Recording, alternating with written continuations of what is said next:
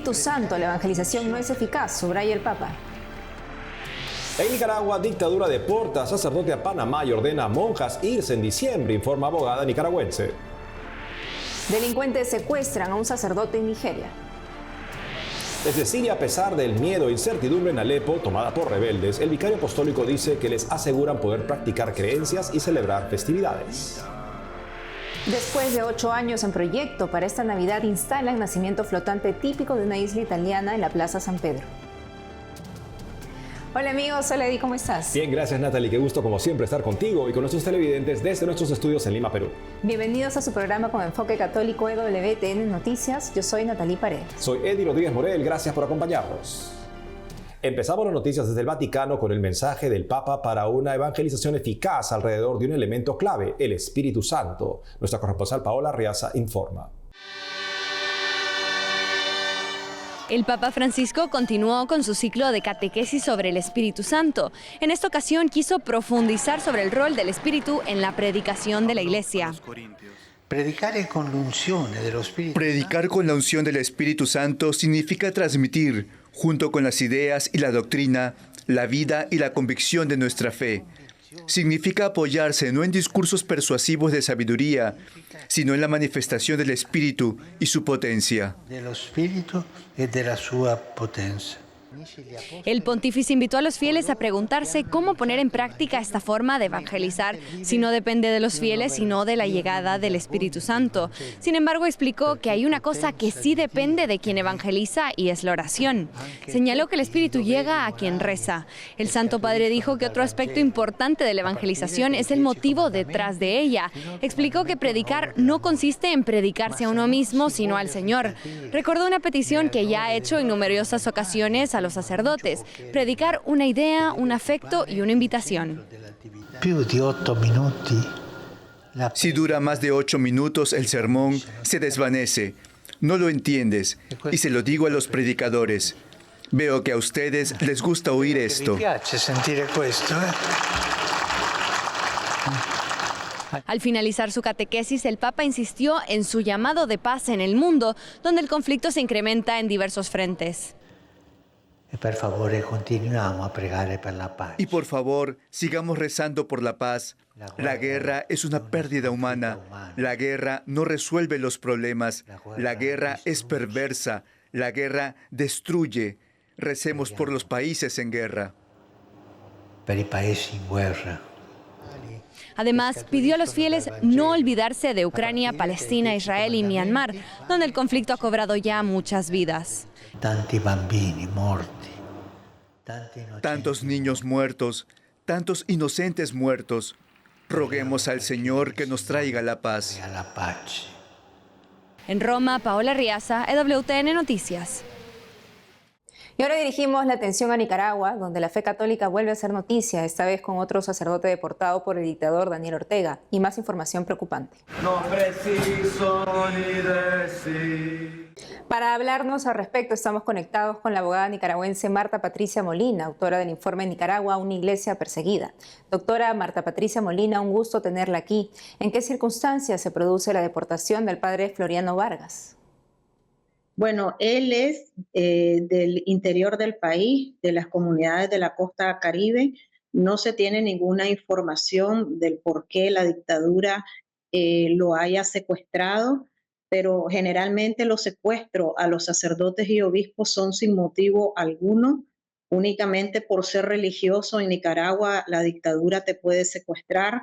Posiblemente algún paramilitar o colono de la zona, que son las personas encargadas de dar persecución indiscriminada a los opositores y a los habitantes de las regiones autónomas, informaron que el padre había hecho algún comentario que ellos consideran hostil a la supuesta revolución que a cada momento ellos dicen que hay que defenderla. Entonces seguramente fue por eso que lo secuestraron y ya lo desterraron desafortunadamente a Panamá, pero lo único que nos queda es saber que él está bien y que no va a estar en las cárceles de Nicaragua, donde se practican más de 40 mecanismos de tortura, tratos crueles, inhumanos y degradantes.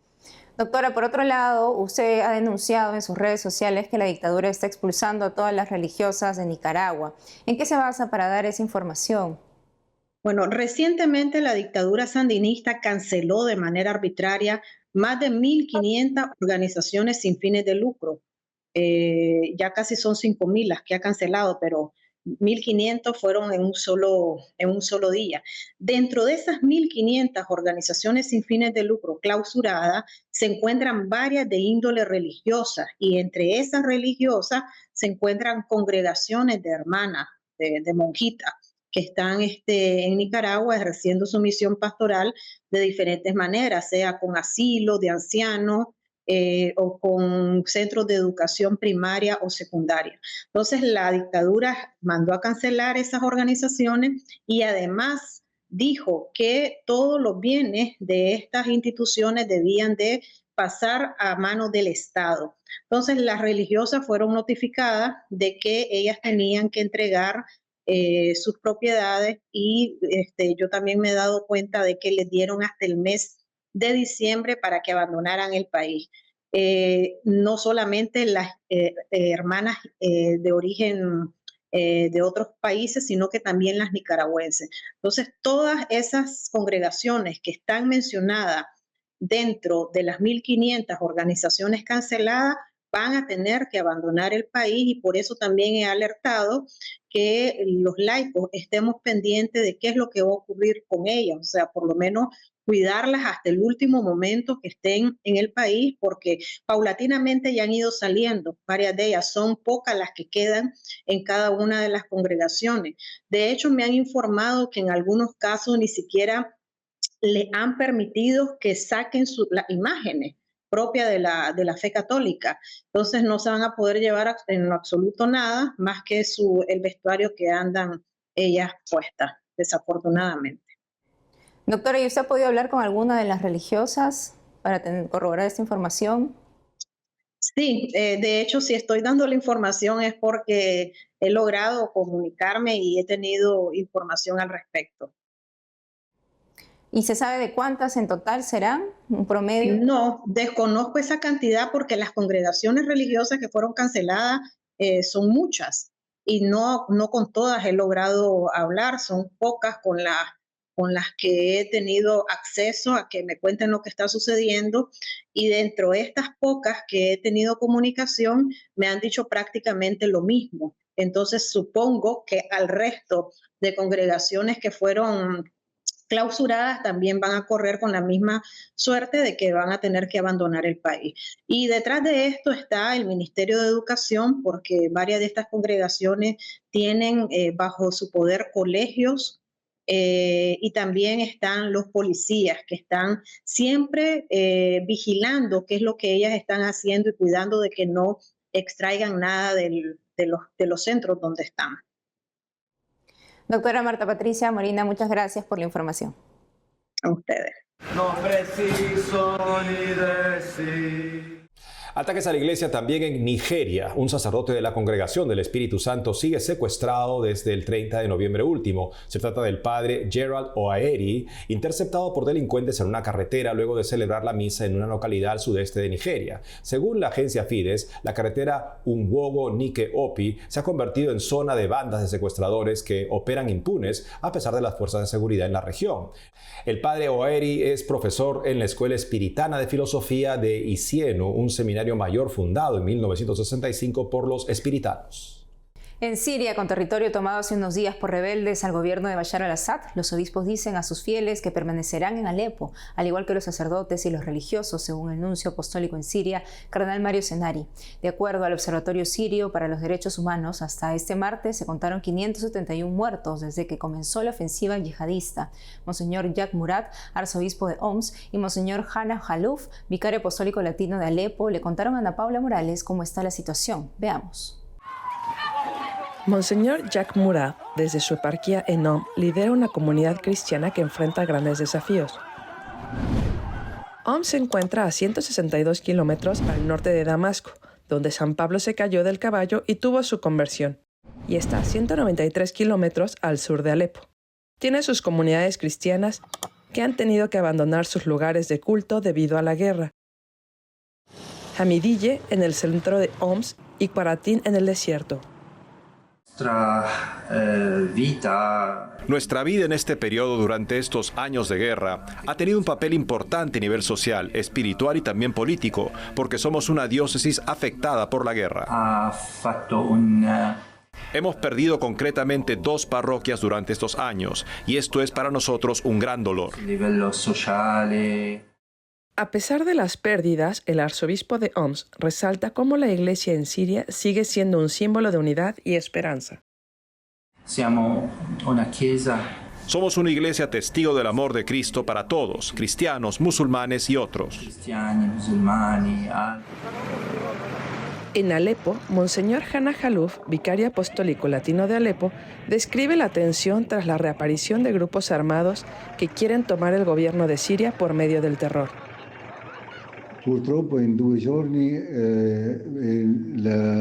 En 2 días la ciudad cayó en manos de los rebeldes. Poco a poco veremos si logramos superar este momento de miedo y de incertidumbre de vida.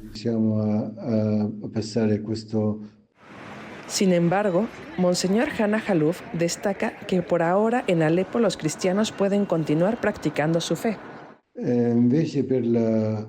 Nos han asegurado que los cristianos podemos practicar nuestras creencias, celebrar nuestras festividades, como es normal. En medio de la devastación económica y social, ambos líderes religiosos subrayan el esfuerzo de la Iglesia para asistir a las comunidades más vulnerables. La Iglesia ayuda a este pueblo a sobrevivir gracias a las diversas ayudas que proporcionamos para sus vidas y sus necesidades.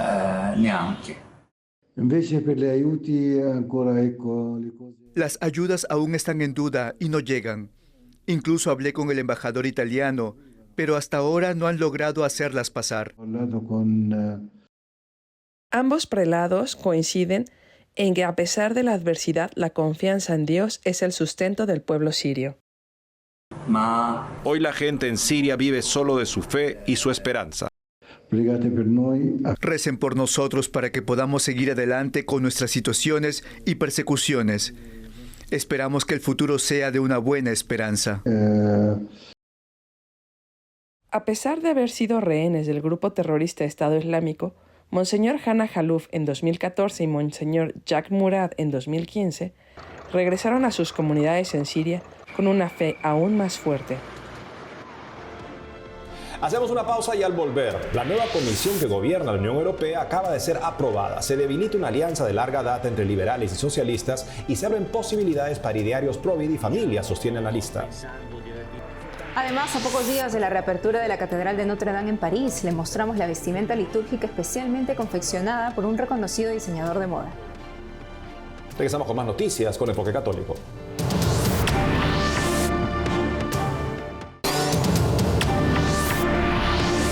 Este sábado 7 de diciembre se vuelve a abrir la Catedral de Notre Dame en París, tras su restauración luego de un grave incendio que la destruyó en 2019. El presidente electo de Estados Unidos, Donald Trump, asistirá a la ceremonia de reapertura. Será su primera visita oficial después de su victoria en las elecciones de noviembre. Mientras los preparativos continúan, le mostramos las vestimentas litúrgicas especialmente diseñadas para la gran ocasión. Esta es la casulla que usarán los obispos en la reapertura de la Catedral de Notre Dame en París este 8 de diciembre, luego del incendio que dejó grandes daños en las estructuras en abril de 2019. El encargado de las vestimentas es el diseñador de moda francés Jean-Charles de Castelbajac, quien dijo a Associated Press que al regresar a casa luego de ver el incendio quiso hacer algo por la reconstrucción del monumento. Cuando oí que Notre Dame estaba ardiendo, fuimos. Caminamos bastante tiempo hasta que llegamos a la orilla que está frente a Notre Dame, en la orilla derecha. Allí fue impactante. Era como una escena de guerra y vimos gente de rodillas, rezando, cantando cánticos, ya sabes. Y al frente estaba Apocalipto, era el Apocalipsis. No era solo que Notre Dame estuviera ardiendo, era como si ardiera la esperanza. Castelbajac fue seleccionado por los líderes católicos debido a su experiencia en el diseño de vestimenta litúrgica. Fue el propio emisario del arzobispo de París quien le pidió los diseños. Me acerco a la moda por la historia. Cuando ves una prenda que llevaba Juana de Arco, te resulta misteriosamente emotiva. Y la vestimenta es material, por lo tanto conmovedora. Acompaña el cuerpo del celebrante, acompaña sus gestos. Por lo tanto, es una relación muy íntima con la espiritualidad, con la oración y con el mundo del mañana. Es un mensaje. Jean-Charles de Castelbajaj destaca que sus diseños son divertidos, modernos y hasta minimalistas. Según dice, son una variación de las vestiduras del pontífice, impregnadas de la estética con tonos brillantes, casi infantiles, que evocan optimismo. Las creaciones de Castelbajaj han vestido a la realeza de la cultura pop durante décadas. Si bien sus diseños han adornado pasarelas e íconos de la música, el trabajo de Castelbajaj para Notre Dame toca una fibra diferente, más personal, señala. En 1997, Castelbajaj creó las túnicas que lució el Papa San Juan Pablo II en la Jornada Mundial de la Juventud en París, prendas que luego fueron conservadas como reliquia en el Tesoro de Notre Dame. Cuando la catedral vuelva a abrir, el diseñador Castelbajaj espera que las vestimentas sean vistas por el mundo como un testimonio de la renovación y del poder del color para sanar e inspirar. La Comisión Europea es el órgano ejecutivo de la Unión Europea que, entre otras funciones, aplica las decisiones del Parlamento Europeo a los 27 países miembros. Tras una alianza de gobierno que duró 30 años entre liberales y socialistas, las últimas elecciones al Parlamento han abierto posibilidades para partidos con idearios pro vida y familia. Para saber más al respecto, estamos con Luca Volonté, exdiputado y analista político en Italia. Luca, bienvenido al programa. Buenas tardes, buenos días a todos. Cuéntanos, Luca, ¿cómo son los resultados para la Comisión Europea? Bene, intanto dobbiamo dire che la Commissione Europea è stata approvata. Debemos decir ante todo que la Comisión Europea ha sido aprobada. Este es un paso hacia adelante importante porque había un riesgo de que Europa quedara un poco, digámoslo así, esclava de las amenazas de los varios partidos políticos tradicionales. Los socialistas contra los populares, los liberales pensando que habían ganado las elecciones del pasado junio, cuando en cambio las han perdido, y los conservadores, las derechas que, justamente, se lamentaban de haber sido dejados fuera del juego. En cambio, han entrado más o menos todos en estas votaciones. La pagina tedesca e austriaca che sta mietendo molti successi elettorali in questi ultimi mesi. ¿Qué podemos esperar de la nueva composición de la Comisión Europea? Dunque, possiamo sperare molto perché Podemos esperar mucho. ¿Por qué? Más allá de los comisarios individuales, algunos de los cuales, debemos decirlo, parecen bastante incompetentes, personajes de segundo nivel enviados por gobiernos nacionales a la Comisión Europea, más que expertos en alguna materia, y estos veremos cómo se comportarán. Hay un dato político. El dato político importante es que el Partido Popular Europeo ha declarado que considera, durante los próximos 5 años, realizar posibles alianzas, también con los conservadores y los patriotas. Y esto abre un escenario, finalmente, luego de 30 años de una situación política bastante congelada en Europa, en la cual los populares, los socialistas y los liberales, junto a las izquierdas, condicionaban la vida de todos los ciudadanos. Ahora, al menos, se abre la posibilidad, al menos una pequeña grieta, de que esta nueva comisión permita la oportunidad, por un lado a los populares, por otro también a los conservadores y patriotas, de ser también ellos protagonistas de la vida política y parlamentaria de los ciudadanos europeos. La política y parlamentaria dei cittadini e per i cittadini europei. ¿Alguna, no sé, oportunidad mejor, probabilidad mejor para los valores no negociables a raíz de esta nueva composición? Ciertamente sí,